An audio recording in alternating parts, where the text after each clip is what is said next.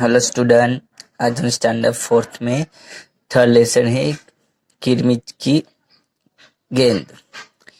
गर्मी की छुट्टियां थी। दोपहर के समय में दिनेश घर में बैठा कोई कहानी पढ़ रहा था। तभी पेड़ के पत्तों को हिलाती हुई कोई वस्तु धम से घर के पीछे वाले बगीचे में गिरी। दिनेश आवाज से पहचान गया कि वह वस्तु क्या हो सकती है। वह एकदम उठकर बरामद की चीख सरका कर बगीचे की ओर भागा कि गर्मियों की छुट्टी चल रही है, यानी कि गर्मी का ऋतु है। दोपहर के समय दिनेश बैठ के क्या पढ़ रहा था? कहानी पढ़ रहा था। तभी पेड़ के पत्तों के हिलाती हुई कोई वस्तु का आवाज उसको दम करके बगीचे में कुछ वस्तु गिरी, ऐसा उसको आवाज सुनाई देता है। दिनेश आवाज पहचान गया कि वो वस्तु क्या हो सकती है। वो एकदम उठ के बगीचे की ओर भागा। अरे अरे बेटा, कहाँ जा रहे हो? बाहर लू चल रही है। दिनेश की माँ मशीन चलाते चलाते एकदम जोर से बोली। परंतु दिनेश रुका नहीं। उसने पैरों में चंपल भी नहीं पहनी। जून का महीना था। धरती तवे की तरह तप रही थी, पर दिनेश के पैरों में जलने की भी चिंता नहीं थी। वह जहां से आवाज आई थी उसी ओर भागा चला। कि वो बगीचा की तरफ दिनेश भागता है, तभी उसकी माँ बोलती है कि अरे रे बेटा, तुम कहाँ जा रहे हो? बाहर तो बहुत लू चल रही है। लू चलना यानी कि तेज गर्म हवा चल रही है। दिनेश की माँ मशीन चलाते चलाते एकदम जोर से बोलती है, परंतु दिनेश रुकता नहीं है। उसके पैरों में चंपल भी नहीं थी। जून का महीना था। धरती तवे की तरह तप रही थी, बहुत गर्म हो रही दोपहर के टाइम पे। और दिनेश के पैरों में जलने की भी चिंता नहीं, तो वो तो वहां जहां से आवाज आई उधर भागते हुआ चला जाता है। सामने की क्यारी में भिंडियों के ऊंचे ऊंचे पौधे थे। एक और सीताफल की घनी बेल फैली हुई थी। क्यारियों में चारों ओर हरे हरे केले के वृक्ष लहरा रहे थे। दिनेश जल्दी जल्दी भिंडियों के पौधे को उलटना पलटना आरंभ किया। जब वहां से कुछ नहीं मिला तो उसने सारे सीताफल की बेल छान मारी। के और सामने वो क्यारी में भिंडी की ऊंचे ऊंचे पौधे थे और सीताफल की घनी बेल थी।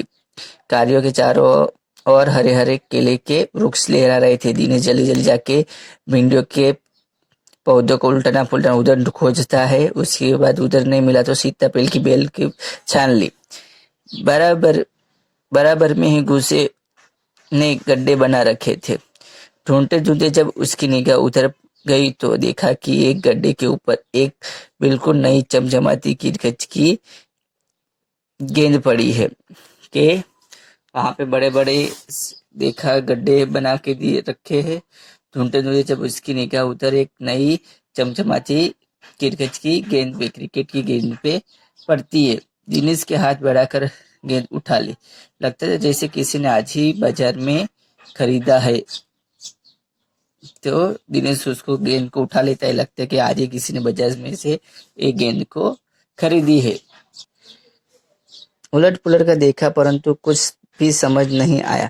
नजर उठाकर सामने की 3 मंजिला इमारत की ओर देखा कि वो हो सकता है किसी बच्चे ने ऊपर से फेंका, परंतु उस इमारत के इस और खुलने वाले सभी दरवाजे और खिड़कियां बंद थी। छत भी मुंडर से लेकर नीचे तक तेज धूप चिलचिला रही थी। केवल सब जगह पे देखते है तो उसको समझ में नहीं आ रहा है कि वो किसकी हो गई। सामने 3 मंजिला 3 माले की बिल्डिंग है। उसके ऊपर देखता है कि कोई बच्चे का तो ऊपर से नहीं फेंका है, लेकिन उधर भी कोई सभी के दरवाजे और खिड़की बंद दिखती है। छत के ऊपर देखा तो नीचे से ऊपर धूप ही दिखाई दे रही है। फिर कौन खरीद सकता है नई गेंद? दिनेश ने सुधीर, अनिल, अरविंद, आनंद, दीपक सभी के नाम मन में दोहराए। यदि गेंद खरीदी भी है तो उस दोपहरी में उसे नीचे कौन फेंकेगा? के बाद में सोचता है कि किसने नई गेंद खरीदी होगी। वो अपने दोस्तों का नाम सोचता है। सुधीर, अनिल, अरविंद, आनंद, दीपक सभी के नाम सोचता है कि किसने खरीदी होगी। बाद में बोला खरीदी होगी तो दोपहर में नीचे कौन फेंक देगा? हो ना हो यह गेंद बाहर से ही आई है। उसने सड़क पे पर बेन गोल चक्कर में बगीचे की ओर देखा, परंतु वहां तो केवल 2-4 गाय दिखाई पड़ी जो पेड़ों के नीचे सुस्ता रही थी। उसे ध्यान आया कि जाने कितनी बार अपने मोहल्ले के बच्चे गेंद क्रिकेट खेलते हुए दूर चली गई और फिर कभी नहीं मिली। एक बार तो एक गेंद एक चलते हुए ट्रक में भी जा पड़ी थी। अभी हो ना हो यह गेंद बाहर से ही आई, ऐसा वो सोचता है। तो सड़क के बने गोल चक्कर पे वो देखता है बगीचे के सामने, तो कुछ कोई दिखाई नहीं देता है। 2-3 गाय दिखाई दे रही है सामने, वो नीचे पेड़ों के नीचे आराम कर रही है। उसे ध्यान गया कि ऐसे तो बहुत बार ऐसे मोहल्ले में बच्चे खेलते खेलते क्रिकेट की गेंद चली गई है और कभी वो मिली नहीं है। एक बार तो एक गेंद क्या हुआ था कि चलते ट्रक में जाके गिरी थी। तभी भीतर माँ की आवाज आई, अरे दिनेश, तू सुनेगा नहीं, सब अपने अपने घरों में सो रहे हो और तू धूप में घूम रहा है। तभी वापस उसकी माँ की आवाज सुना दे कि दिनेश, तू मेरी बात सुनेगा नहीं, सब बच्चे अपने अपने घरों में सो रहे हैं और तू धूप में बाहर घूम रहा है। दिनेश ने गेंद को हाथ में लिए हुए भीतर आया।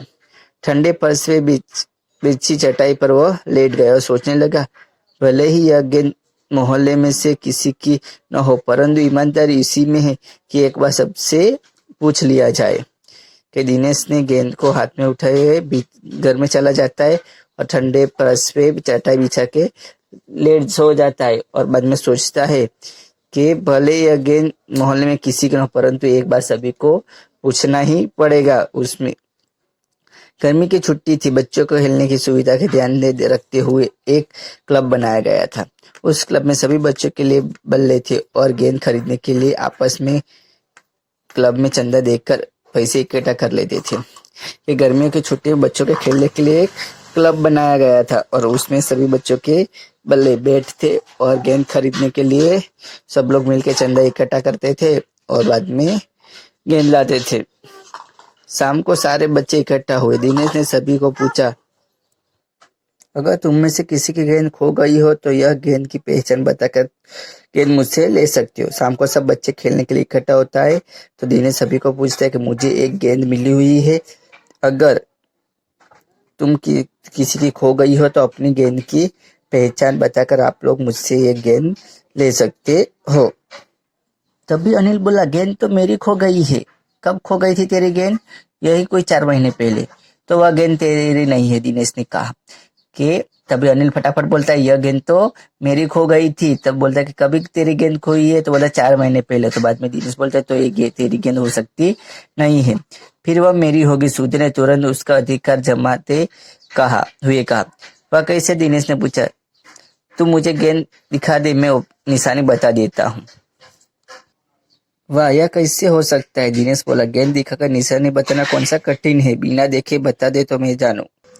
फिर सुधीर वो तुरंत बोलता, अधिकार जमाते कहता है, यह तो मेरा गेंद है। तो दिनेश पूछा, कैसे? तो बोला, मेरे गेंद, तू मुझे गेंद दिखा दे तो मैं उसकी निशानी बता दूंगा। तो दिनेश बोलते, वाह, गेंद देख के तो कोई भी, कौन सी कठिन बात है, कोई भी बता देगा, बिना देखे जो बताएगा तो मैं जानू। तभी ऊपर से दीपक उतरता है। दीपक अपना मतलब सिद्ध करता था। अवसर में पड़ने के सभी को मित्र बना लेने में चतुर था। गेंद की बात सुनकर दीपक बोला, गेंद मेरी है। तभी ऊपर से दीपक नीचे आता है। दीपक अपना मतलब सिद्ध करने के लिए अवसर पड़ने पर सभी को अपना दोस्त बनाने में वो चतुर था। गेंद की बात सुनकर दीपक बोला, यह गेंद तो मेरी है। कैसे तेरी? सभी ने एक साथ पूछा। कल ही तो तू कह रहा था कि इस बार तेरे पापा ने तुझे गेंद लेने के लिए पैसे नहीं दे रहे थे। सब वो एक साथ बोलते, कैसे तेरी गेंद है? तो बोलते बताए थे उसको कि कल ही तो तू बता रहा था कि मेरे पिताजी तो मुझे गेंद देने के लिए पैसा नहीं दे रहे हैं। मेरी गेंद तो 5 महीने पहले खो गई थी, दीपक ने कहा। जब बड़े भैया की शादी हुई थी न, तभी सुशील ने मेरी गेंद छत पे से नीचे फेंक दी थी। बोल रहा था कि मेरी गेंद तो 5 महीने पहले खो गई थी। दीपक ने कहा कि मेरे बड़े भैया की शादी थी ना, तभी सुनील ने उसको छत पे से नीचे फेंक दिया था।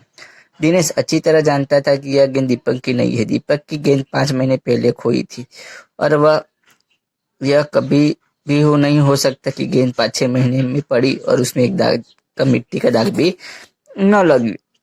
बाद में दिनेश को अच्छी तरह पता था कि यह दिनेश की गेंद नहीं हो सकती, दीपक की गेंद नहीं हो सकती।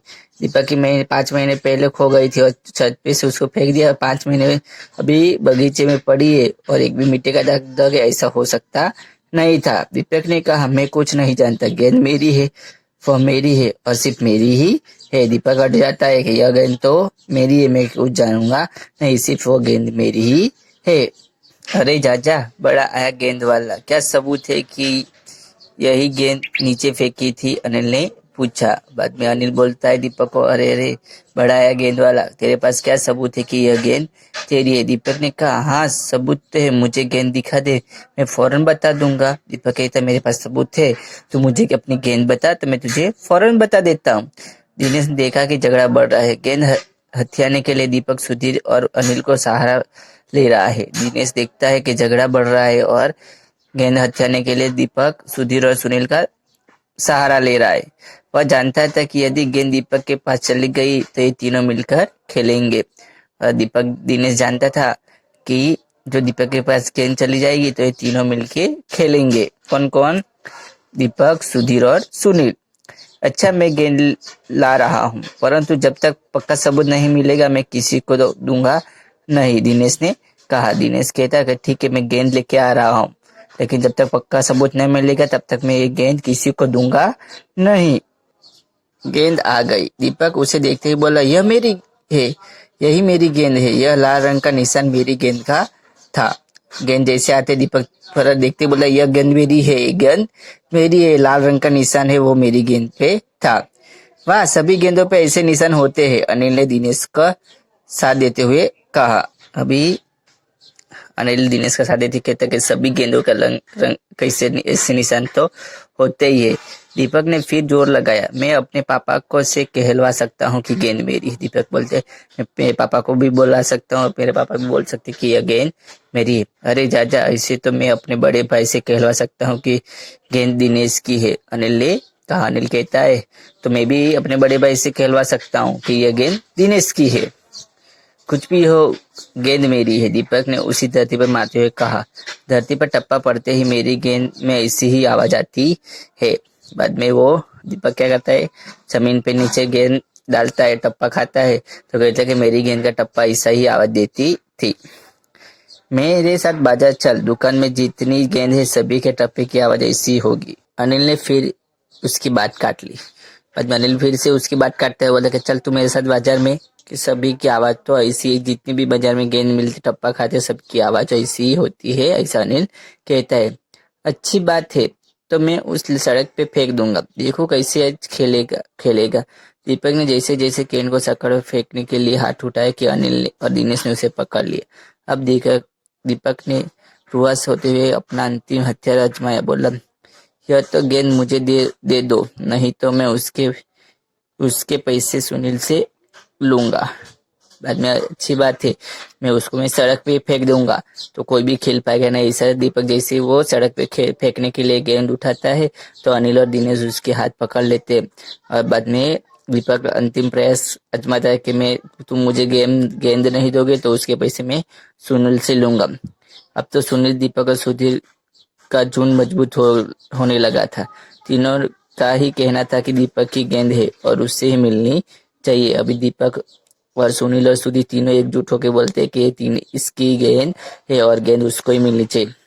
दिनेश तब तक चुप था। वास्तव में दिनेश का मन उस समय सबके साथ मिलकर गेंद से खेलने को कह रहा था।